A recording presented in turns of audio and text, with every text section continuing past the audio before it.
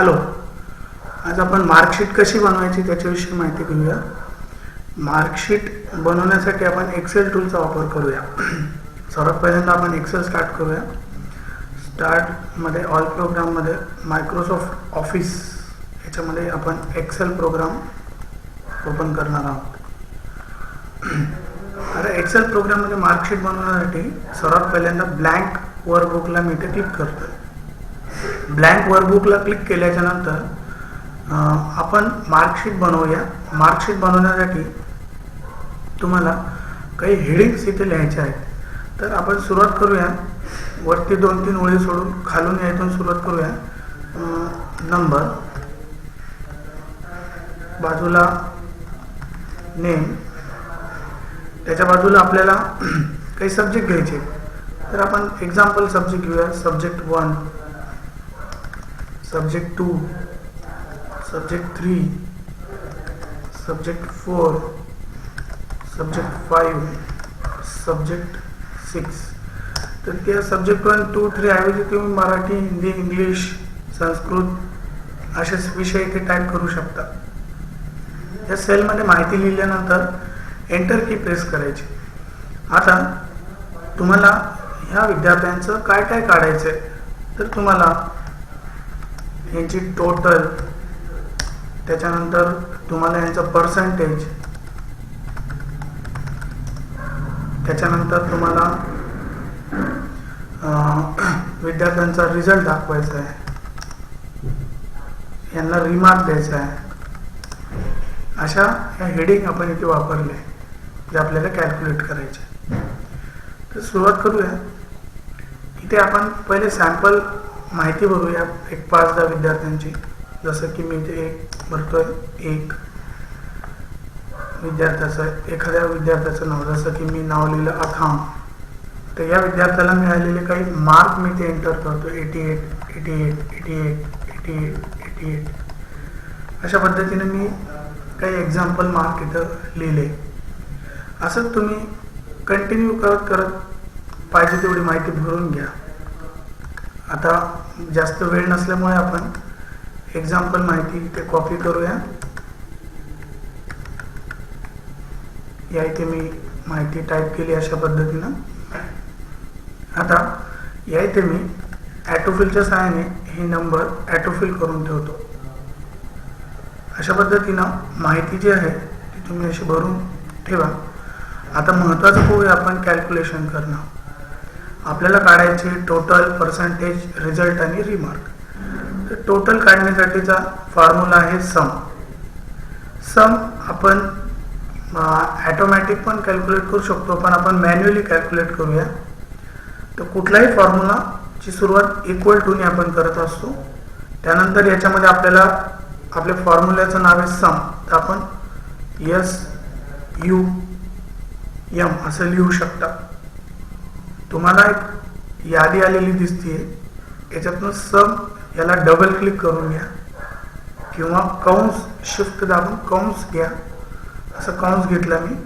आता याच्या आतमध्ये रेंज आपल्याला लिहायची. उदाहरणार्थ अथांग या विद्यार्थ्याचे सब्जेक्ट 1 पासून तर सब्जेक्ट 6 पर्यंतचे मार्क, म्हणजे C5:H5 अशा आपण याचे मार्क लिहिले. आता एंटर की प्रेस करा. तुम्हाला याची टोटल पाहायला भेटते. असंच तुम्ही प्रत्येक विद्यार्थ्याची टोटल इथे कॅल्क्युलेट करू शकता. अजून आपल्याकडे एक पर्याय आहे नेम मॅनेजर.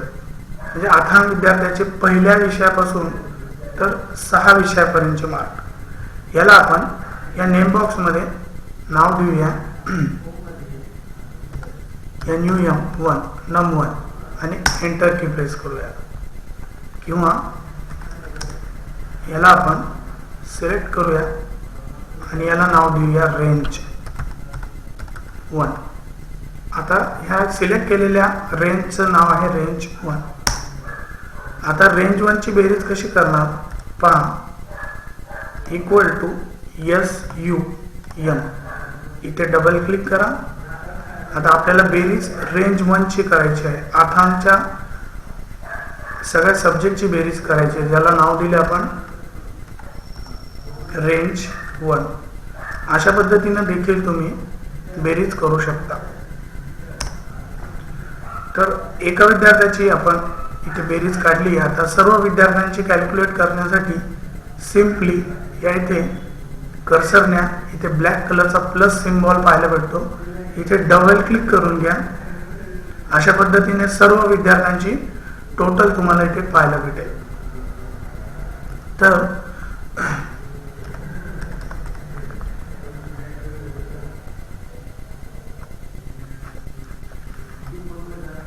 हा फॉर्म्युला इथे कसा काढायचा परत एकदा पाहून घ्या. इक्वल टू SUM आणि सिलेक्ट करायचे. आता उदाहरणार्थ दुसरा विद्यार्थी सार्थक आहे, तर सार्थकचे 75 पासून तर या 75 पर्यंतचे मार्क एंटर. आता याला तुम्ही जर ऑटोफिल केलं तर सर्व विद्यार्थ्यांचे मार्क तुम्हाला इथे पाहायला भेटतील. पर्सेंटेज कॅल्क्युलेट करण्यासाठी आपल्याला विद्यार्थ्याची टोटल माहित असणं गरजेची. आता पर्सेंटेज कसं काढाल, equal to obtain mark divide by 5 अशा पद्धतीने तुम्ही पर्सेंटेज काढू शकता. इथे 6 आहे तर equal to obtain mark divide by 6 असं लिहावं लागेल, म्हणजे तुम्हाला विद्यार्थ्यांचे पर्सेंटेज पाहायला भेटेल. अदरवाईज तुम्ही विद्यार्थ्यांचा ॲव्हरेज देखील काढू शकता. ॲव्हरेज फॉर्म्युला इथूनही घेता येईल. ॲव्हरेज आणि विद्यार्थ्याचे जे मार्क आहे ते सिलेक्ट करून आपण त्याचा ॲव्हरेज देखील काढू शकतो. किंवा इक्वल टू AV असं लिहिलं तर इथे ॲव्हरेज फॉर्म्युला डिस्प्ले होईल. याला डबल क्लिक करा आणि तुमची जी रेंज 1 आहे ती सिलेक्ट करा. रेंज 1 सिलेक्ट केल्यावर कंस बंद करून एंटर बटन दाबा. अशा पद्धतीने देखील तुम्ही ही ॲव्हरेज काढू शकता. पुन्हा एकदा पहा, इक्वल टू AV असं लिहिलं की त्या ॲव्हरेजला डबल क्लिक करा. तुमची रेंज आता सेकंड रेंज आपण सिलेक्ट केली C6 ते H6. एंटर की प्रेस करा आणि याला ऑटोफिल करा. आता ह्या पर्सेंटेजच्या पूर्ण रकान्याला सिलेक्ट करून इथे पर्सेंटेजचा फॉर्मॅट लागू करा. अशा पद्धतीने आपण पर्सेंटेजचा सिम्बॉल इथे वाढवू शकतो आणि 2 डेसिमल पर्यंत आपण याला ठेवू शकतो. त्यानंतर आपल्याला पाहायचे रिझल्ट आपल्याला विद्यार्थ्यांना देण्यासाठी लॉजिकल इफ फंक्शन वापरायचे. इक्वल टू IF हे फंक्शन तुम्ही नोट डाऊन करून घेऊ शकता, म्हणजे तुम्हाला प्रॅक्टिस करताना अडचणी येणार नाही. याला डबल क्लिक करून घ्या. आता लॉजिकल टेस्ट म्हणजे काय, तर तुम्हाला हा पहिला विद्यार्थी आता त्याला मिळणाऱ्या सर्व विषयांमध्ये 40च्या वर मार्क आहे का ते तपासणे. त्याच्यासाठी आपल्याला याच्या आतमध्ये अँड हा लॉजिकल ऑपरेटर वापरायचा आहे. याला देखील डबल क्लिक करा. त्याच्यानंतर तुम्हाला निवडायचा आहे आथामचा सब्जेक्ट 1. जर आथामचा सब्जेक्ट 1 हा 40 पेक्षा मोठा असेल तर ते तपासण्यासाठी greater than or equal to 40 असं लिहा. तसंच आथामचा दुसरा विषय सुद्धा 40च्या वर आहे का ते तपासण्यासाठी कॉमा दुसरा विषय greater than or equal to 40 असं कॉमा देत सर्व विषय हे 40च्या वर आहे का ते तपासून घ्या. अशा पद्धतीनं आपण 6 विषय 40च्या वर आहे का नाही ते तपासणार आहोत. अशा पद्धतीनं अँड मध्ये आपण लॉजिकल टेस्ट टाकलेली आहे की प्रत्येक विषयाचे मार्क 40च्या वर आहे का नाही. कंस बंद करा. जर सगळेच्या सगळे 40च्या वर असेल तर काय, तर कॉमा डबल कोट मध्ये लिहा पास. आणि तसं होत नसेल तर एक जरी विषय 40 पेक्षा कमी आले तर कॉमा डबल कोट फेल, परत डबल कोट आणि कंस बंद असा हा फॉर्म्युला राहील, ज्याच्यामध्ये तुम्ही 40 पेक्षा कमी एका जरी विषयात या आता विद्यार्थ्याला मार्क कमी असतील तर तो फेल होणार. तर हा विद्यार्थी सगळ्याच्या 40च्या वर स्कोर केलेला आहे, त्यामुळे तो पास इथे दाखवतोय. आपण याला ऑटोफिल करून घेऊ. याच्यामध्ये तुम्हाला फेल विद्यार्थी देखील पाहायला भेटतोय, ज्याला आता हा अमोल विद्यार्थी आहे ज्याला एका विषयामध्ये 17च मार्क पडले आणि 35 देखील पडले, तर इथे तुम्हाला तो विद्यार्थी फेल म्हणून दाखवतोय. अशा पद्धतीनं हा फॉर्म्युला कॅल्क्युलेट करत असतो. पुन्हा एकदा पहा हा फॉर्म्युला कसा कॅल्क्युलेट करायचा. मी इथे हे सगळं डिलीट करून टाकतो आणि तुम्हाला परत एकदा दाखवतो. पहा, equal to IF if double click, त्यानंतर कंस इथे आपोआप येईल किंवा आपण द्यायचा. याच्यामध्ये लिहायचं AND अँड, परत याला डबल क्लिक करा किंवा कंस बंद करा. त्यामध्ये पहिल्या विषयाची mark is greater than or equal to 40, comma second subject is greater than or equal to 40, comma next subject greater than equal to 40, comma next subject greater than or equal to 40, comma next subject greater than or equal to 40. इथे जर comma द्यायला विसरले तर तुमचा formula बरोबर येणार नाही. तुम्हाला कॉमा कंपल्सरी द्यायचा आहे. अशा पद्धतीनं तुम्ही हा फॉर्म्युला लिहू शकता. इथे कंस बंद करा सगळं झाल्यावर मार्क, त्यानंतर कॉमा, परत डबल कोटमध्ये पास असं लिहा, परत कॉमा द्या, परत डबल कोटमध्ये फेल असं लिहा आणि कंस बंद करून एंटर बटन दाबा. अशा पद्धतीनं तुम्ही हा रिझल्ट कॅल्क्युलेट करू शकता. याला डबल क्लिक करून घ्या. सर्व विद्यार्थ्यांचा रिझल्ट पाहायला भेटला. आता मला याला रिमार्क किंवा ग्रेड द्यायचा आहे, तर आपण या इथे ग्रेड असं नाव लिहूया. आता ग्रेड काढायचा आहे A, B आणि C. A केव्हा द्यायचा, जर त्याला 60च्या वर असेल तर, आणि B 50च्या वर असेल तर, आणि C ग्रेड 40. तर तो फॉर्म्युला देण्यासाठी परत एकदा इक्वल टू IF इफ हा फॉर्म्युला आपल्याला वापरायचा आहे. याला डबल क्लिक करा. कंसच्या आतमध्ये तुम्हाला लिहायचं आहे विद्यार्थ्याचे पर्सेंटेज.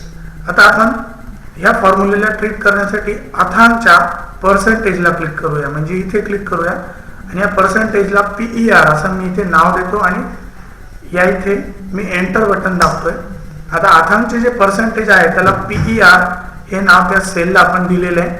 आता हे PER मी अतिशय सोप्या पद्धतीने इथे कॅल्क्युलेट करतो. इक्वल टू IF इफ परत मी इथे मार्काला इथे निवडतो किंवा मी इथे टाईप करू शकतो PER is greater than or equal to 60. जर हे 60च्या वर पर्सेंटेज असेल तर काय, कॉमा त्या विद्यार्थ्याला आपल्याला A ग्रेड देता येईल. फॉर्म्युला व्यवस्थित पाहून घ्या आणि नोट डाऊन देखील करा. इक्वल टू इफ कंस PER is greater than or equal to 60, comma double quote मध्ये A, परत कॉमा. आता आपल्याला हेच पर्सेंटेज 60च्या वर झाले, आता 50च्या वर आहे का नाही ते तपासायचे. तर पुन्हा एकदा त्याच्याच आतमध्ये अजून एक इफ फॉर्म्युला लिहा आणि पुन्हा एकदा PER is greater than or equal to 50 असं लिहा.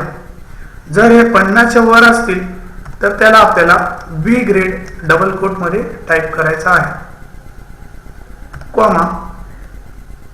जर त्या विद्यार्थ्याला 50च्या वर मार्क असतील आणि 60च्या खाली असेल तर B ग्रेड दिसेल, पण जर आपल्याला 40च्या वर आणि 50च्या खाली असेल तर C ग्रेड दाखवायचा आहे. तर पुन्हा एकदा इफ हा फॉर्म्युला लिहा. असं एकात एक हवे तेवढे इफ तुम्ही लिहू शकता आणि पुन्हा एकदा PER is greater than or equal to 40 असं लिहा. एकदा आपण PER 60च्या वर दाखवले, एकदा आपण 50च्या वर दाखवले आणि आता 40च्या वर दाखवतोय. तर 40च्या वरला आपण C असा ग्रेड देऊया. तर तुम्हाला इथे दिसून येईल की आपण दरवेळेला PER ला 60च्या वर, 50च्या वर आणि 40च्या वर A, B अनुक्रमे आणि C ग्रेड दाखवतोय. यापैकी जर कुठलाच ग्रेड नसेल तर तो असेल फेल ग्रेड. आणि जेवढे कंस तुम्ही उघडले तेवढे बंद करायला विसरू नका. हा फॉर्म्युला तुम्ही नोट डाऊन देखील करून घ्या, जेणेकरून तुम्हाला वापरताना सोयीचं जाईल. आता इथे एंटर बटन मी दाबतोय. अशा पद्धतीने तुम्हाला इथे A ग्रेड कॅल्क्युलेट झालेला दिसेल. याला देखील ऑटो फिल करा डबल क्लिक करून. इथे बऱ्याच जणांना ए ग्रेड दिसतोय, तर आपल्या इथे मार्क देखील त्यांचे पर्सेंटेज जास्त आल्यामुळे किंवा आपल्याला पहिल्या विद्यार्थ्याचंच फिल झालंय, तर आपण हे खालचं डिलीट करूया. पुन्हा एकदा तो फॉर्म्युला कॅल्क्युलेट करूया. इक्वल टू इफ, आता हा दुसरा विद्यार्थ्याला आपण इथे असे J6 नावाने क्लिक करूया. J6 इज ग्रेटर दॅन और इक्वल टू 60. जर 60च्या वर विद्यार्थी असेल तर काय, तर त्याला आपण ए ग्रेड देऊया. कॉमा परत इफ, परत हे J6 म्हणजे सार्थक या दुसऱ्या विद्यार्थ्याचे mark percentage is greater than equal to 50. जर त्याचे 50च्या वर असेल तर काय, तर त्याला बी ग्रेड देऊया. कॉमा परत इफ, परत सार्थक विद्यार्थ्याचे पर्सेंटेज ग्रेटर दॅन और इक्वल टू 40, तर त्याला ग्रेड देऊया सी ग्रेड. कॉमा यापैकी काहीच नसेल तर एफ ग्रेड आणि तेवढे काउंट्स बंद करूया आणि एंटर बटन दाबू. आता याला ऑटो फिल करा.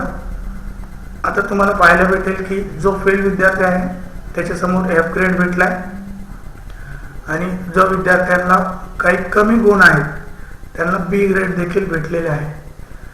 तर व्यवस्थित विचार करून मार्क जर टाकले तर तुम्हाला तुमचा डेटा ॲक्युरेट भेटेल. आता याला अट्रॅक्टिव्ह करण्यासाठी आपण सिलेक्ट करूया आणि फॉर्मॅट मधनं एक स्टाईल लागू करूया. अशा पद्धतीने एक स्टाईल आपण याला लागू केली आहे. जे फिल्टर्स इथून काढून घेऊया. असा टेबल तुम्ही सहज बनवू शकता. थँक्यू.